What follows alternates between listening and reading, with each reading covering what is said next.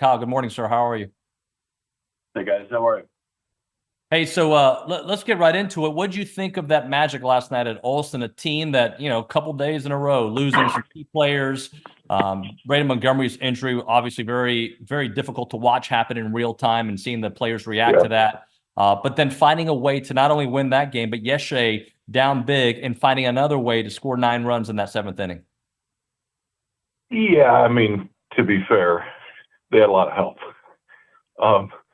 And I think sometimes when you put an inning like that together, generally it's not going to be because you get, 10 hits or something crazy. Usually you need help, and they got a lot of help. And I think the help was the environment that has,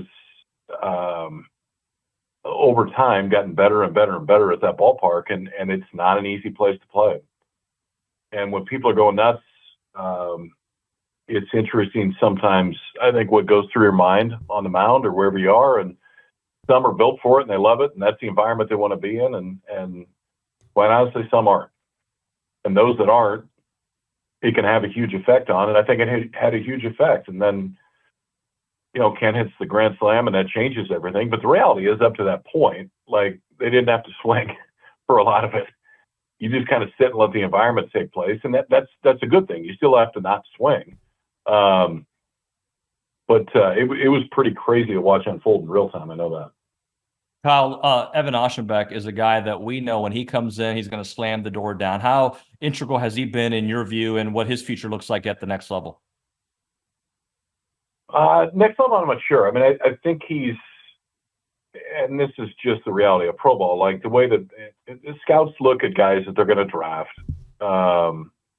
And it's a lot easier to take a chance on guys that have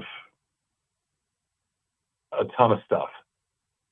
Because if they don't work, it's a lot easier to go back and say, well, hold it. I gave you a guy that throws 98, like Cortez. Like, Cortez is a really easy guy to take a chance on, right? I mean, you see him, and the stuff is like, yeah, that should play at any level.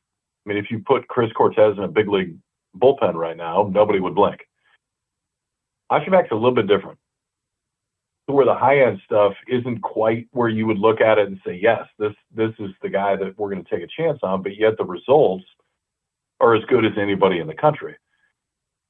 But it's also harder for a scout to take a chance on a guy like that. Because if you're wrong on that, your scouting director comes back and he's like, well, hold it. Like, the stuff doesn't necessarily play. No, it doesn't, but the outcome plays. So it's a long way of saying that I think somebody's going to take a chance on him, and they damn sure should. But he's also going to have to really prove himself at every level. When it comes to college, I mean, give me 5 of them.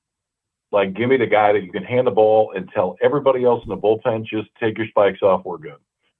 Y'all just hang out. He's going to take us home, and then we can all run out of the field.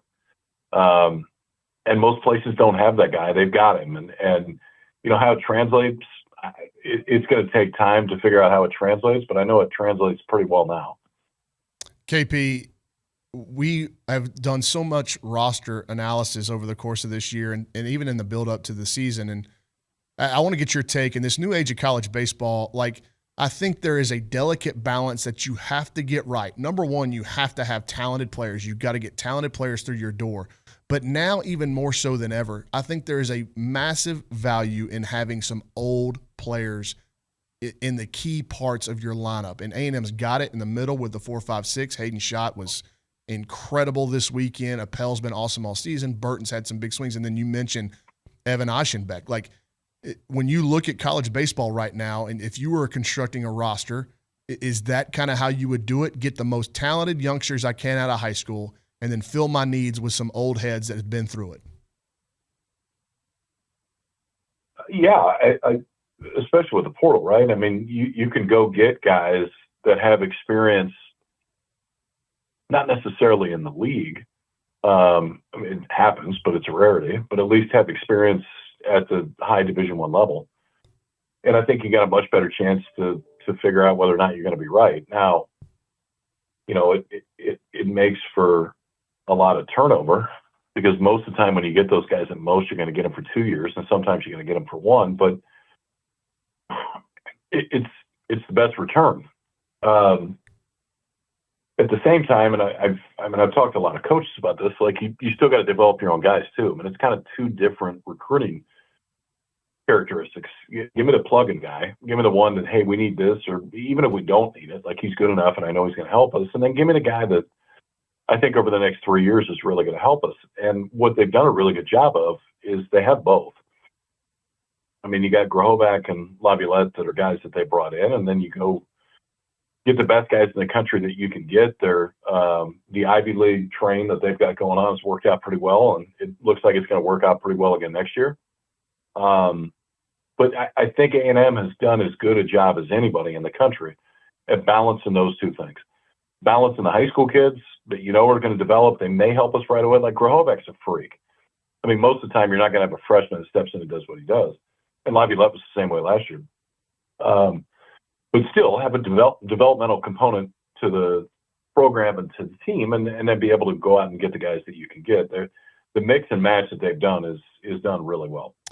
The road to Omaha is always paved with unpredictable moments. In your career as an analyst and as a player, have you ever tried to figure out a way to identify who and which team is going to have that? Because I don't know that you can identify it. It's just so random. And Caden Kent was a guy that didn't win a starting spot to start the season, then lost his starting spot as he got to play, and then now he'll be remembered forever at Texas A&M for what he did last night. Like, there's these stories across the country, and you're good luck trying to pick out who it's going to be, right?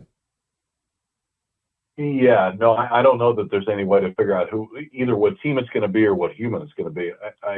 But I do know the one absolute is the teams that make a run, they're going to have whoever it is. I mean, look at Florida.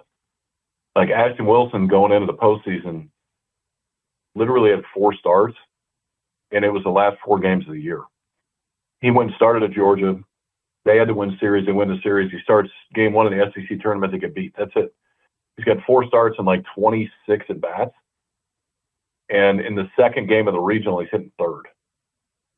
And last night he had a huge night for Florida again that gets them to where they're at. Like I mean, if you'd have gone back 3 weeks and said, pick somebody on this roster that you ultimately think is going to be the reason that Florida makes a run, that ain't the dude.